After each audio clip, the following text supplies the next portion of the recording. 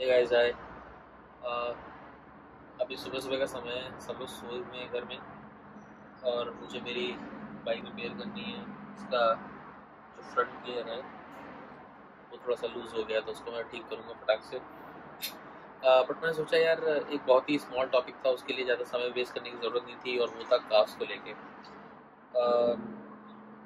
Mostly बहुत सारे लोगों की काफ्स को लेके प्रॉब्लम ये रहती है कि वो जल्दी डेवलप नहीं करती। जैसे मेरे संग भी यही प्रॉब्लम है। मेरा आई थिंक काफ सबसे ज़्यादा वीक बॉडी पार्ट होगा।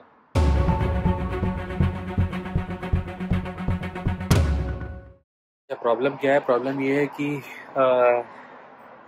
अनलेस अनटिल तुम अगर compete नहीं कर रहे हो, ठीक है, तो तुम most of the time carbs को निगलेक्ट कर दोगे।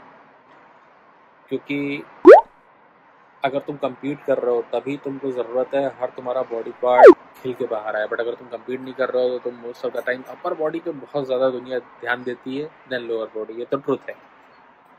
अब इसमें दिक्कत क्या आ जाती है कि काफ प्ले करता है दो चीज़ों के ऊपर। एक तो genetics, in fact not only carbs but जितने भी मसल पार्ट है तुम्हारे, वो सब जेनेटिक्स के ऊपर डिपेंड करते हैं।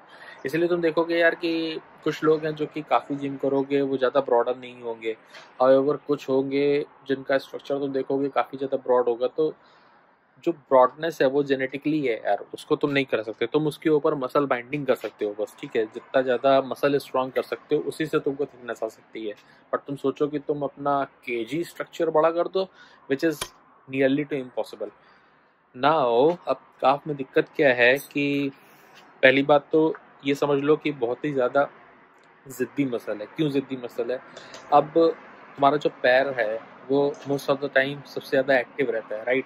तुम खड़े रहते हो, बैठते हो, उठते हो, जो भी करते हो, चलते फिरते जो भी करते हो, सारा लोड तुम्हारा थाई से ट्रांसफ़र होता है, तुम्हारे काफ से ट्रांसफ़र होता हुआ तुम्हारे एंकल पे पहुंचता है, फीट पे पहुंचता है, और वहाँ से ज़मीन तुमको नॉर्मल रेशन मिलता है and then you get a support.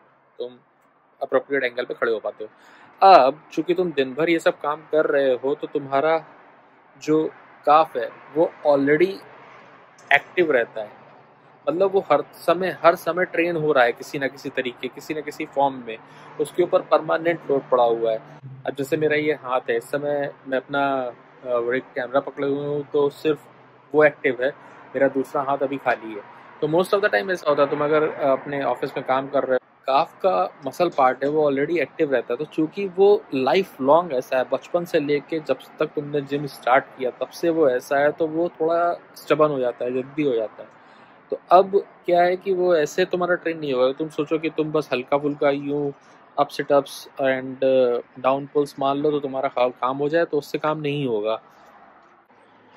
तो इस करंट मौसम में, लॉकडाउन वाले मौसम में, तुमको मैं एक ट्रिक बताता हूँ। अगर तुम बाइक राइड कर सकते हो, बाहर निकल के बाइक साइकिलिंग कर रहे हो अगर, तो उसकी सबसे बढ़िया ट्रिक बताता हूँ। उससे तुम्हारी कर्व्स बहुत ज़्यादा स्ट्रेंथ आएगी उसमें, और बहुत ही अच्छे शेप में आएगी।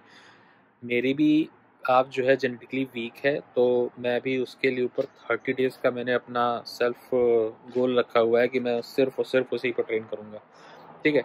अब तुमको ट्रिक क्या है वो फटाक से देखो।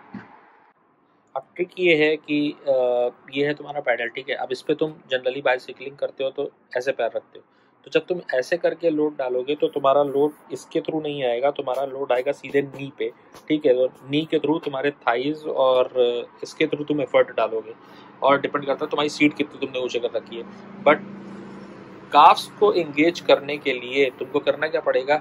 इस पैडल को अपने जो तुम्हारे फुट है, ये एरिया है, इससे तुमको प्रेस करना है। मतलब कि तुमको इससे देना है, इससे हिट करना है, ठीक है। तो तुमको जो तुम्हारी उंगलियों वाला एरिया है, जो फ्रंट फुट है, उसको एंगेज करना है। उससे तुम्हारी काफ्स एंगेज हो जाएंगी।